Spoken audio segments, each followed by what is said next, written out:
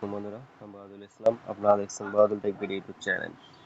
আজকে আমি দেখাবো কিভাবে আপনারা যে ব্রাক ব্যাংকের যে মাল্টি কারেন্সি ডেবিট কার্ডটি আছে ওই কার্ডটি কিভাবে অ্যাক্টিভ করবেন, অথবা যে কোনো ব্রাক ব্যাংকের যে কোনো কার্ড কিভাবে অ্যাক্টিভ করবেন। আমরা যখন কোনো কার্ড পাই ওই কার্ডটি আমাদের ইউজ করার জন্য প্রথমে অ্যাক্টিভ করে নিতে হয়। অ্যাক্টিভ করার জন্য দুটি ওয়ে আছে। প্রথমত আপনারা ব্রাক ব্যাংকের যে হেল্পলাইন নাম্বার আছে, যে কল হেল্পলাইন নাম্বার আছে, ওই হেল্পলাইন নাম্বারে ফোন করেও কার্ডটি অ্যাক্টিভ করে নিতে পারেন। সেতে কিছু ডিটেলস আপনার চাবে, হয়তো আপনার নাম, কার নামে আইডি খোলা বা কাকে নমিনি দিয়েছেন বা কার্ড নাম্বার, কিছু তথ্য চাইলে ওরা করে দিবে। অথবা আপনারা যে ব্র্যাক ব্যাংকের অ্যাপ আছে আস্থা অ্যাপ, এই আস্থা অ্যাপের মাধ্যমেও আপনারা কার্ডটি অ্যাক্টিভ করতে পারেন। আজকে আমি দেখাবো কিভাবে আপনারা এই ব্র্যাক ব্যাংকের যে আস্থা অ্যাপ আছে এই আস্থা অ্যাপের মাধ্যমে এই কার্ডটি অ্যাক্টিভ করবেন। এর জন্য আপনারা প্রথমে অবশ্যই আপনাদের আস্থা অ্যাপটি লগ ইন করা থাকতে হবে, সাইন আপ করা থাকতে হবে। যদি সাইন আপ করা না থাকে তাহলে আপনারা সাইন আপ করে নিতে পারেন।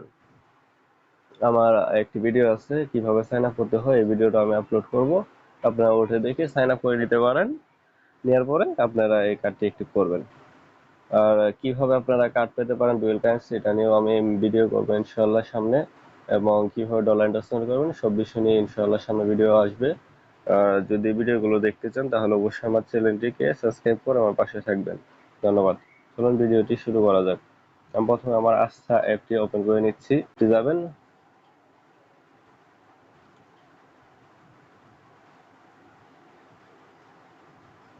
নেট একটু স্লো কাজ করতেছে, তারপরে আপনারা যে ইউজার নেম পাসওয়ার্ড আছে এগুলো দিয়ে দিবেন।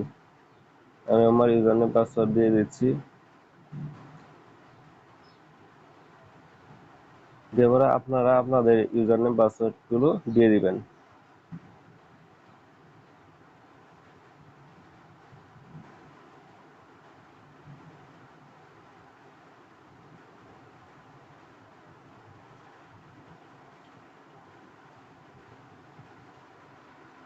ইউজার নেম পাসওয়ার্ড দেওয়ার পর আপনারা লগ ইন করে নেবেন।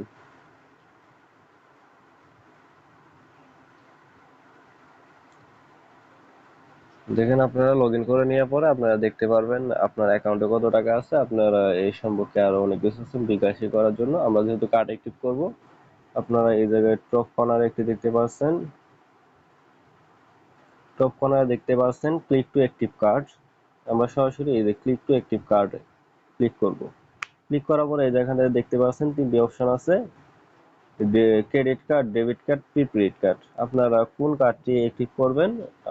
আমার যেহেতু ডেবিট কার্ড, এর জন্য আমি ডেবিট কার্ডে ক্লিক করছি। ডেবিট কার্ডে ক্লিক করার পরে এই জায়গায় কার্ড সিলেক্ট করতে বলতেছে আপনি কোন কার্ডটা অ্যাক্টিভ করবেন। দেখি আমি সিলেক্ট করার পরে দেখেন আমার কার্ডটি এখানে শো করছে। আমি যে কার্ডটি আছে ওই কার্ডটি আমি সিলেক্ট করে দিলাম।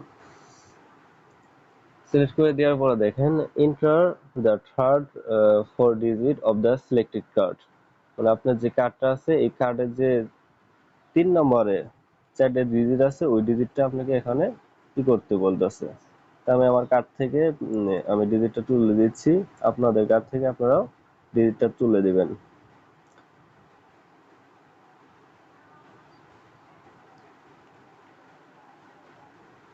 আমি হয়তো সিকিউরিটি পারপাসে এগুলো ব্লার করে দেব, আপনারা আপনাদের ওখানে দেখতে পারবেন।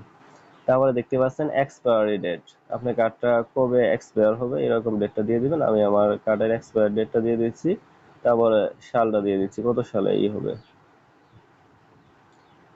দেওয়ার পরে দেখেন এই কার্ডের একটা সিপিসি নাম্বার থাকবে, যেটা আপনার কার্ডের পিছনে পেয়ে যাবেন। এটা 3 ডিজিট একটা নাম্বার পেয়ে যাবেন, ওই নাম্বারটা আপনারা কার্ডে করে দিবেন। আমি আমার সিপিসি নাম্বারটা এই জায়গায় দিয়ে দিচ্ছি।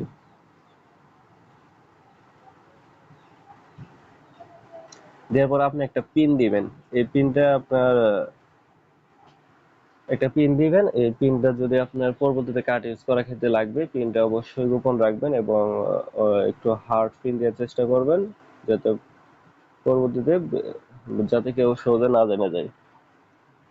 কারণ যদি কেউ আপনার পিনটা জেনে যায় তাহলে কার্ডটা সহজেই অ্যাক্টিভ করতে পারবে।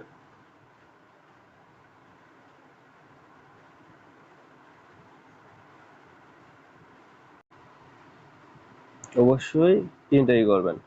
তারপরে দেখেন সেল অথরাইজেশন মোড, কোন মোডে আপনি অথরাইজেশন মানে এটা ভেরিফাই করবেন। এসএমএস দিয়ে আছে, পর আপনি নেক্সটে যাবেন।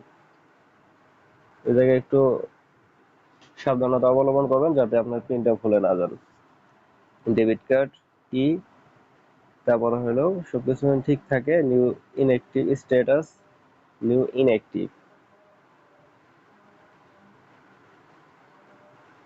তারপরে কনফার্মে ক্লিক করবেন সবকিছু ঠিক থাকলে।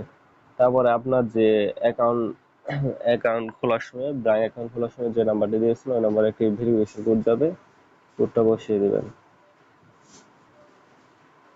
আমি অপেক্ষা করছি কোডটা আসার জন্য, আমার কোডটি চলে এসেছে 29, আমি কোডটি বসিয়ে দিই 2992। কি করছি,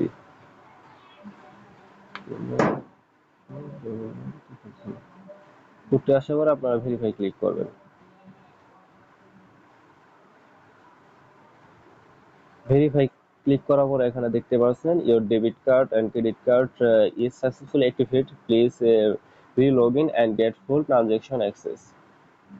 দেখছেন, এটার পরে আপনার কার্ডটি অ্যাক্টিভ হয়ে যাবে। এখন অ্যাক্টিভ হওয়া শেষ, সাকসেসফুলি অ্যাক্টিভ হয়েছে। আপনারা এখন চাইলে এই কার্ডটি যে কোনো লেনদেন করতে পারবেন বা যে কোনো কাজে ইউজ করতে পারবেন।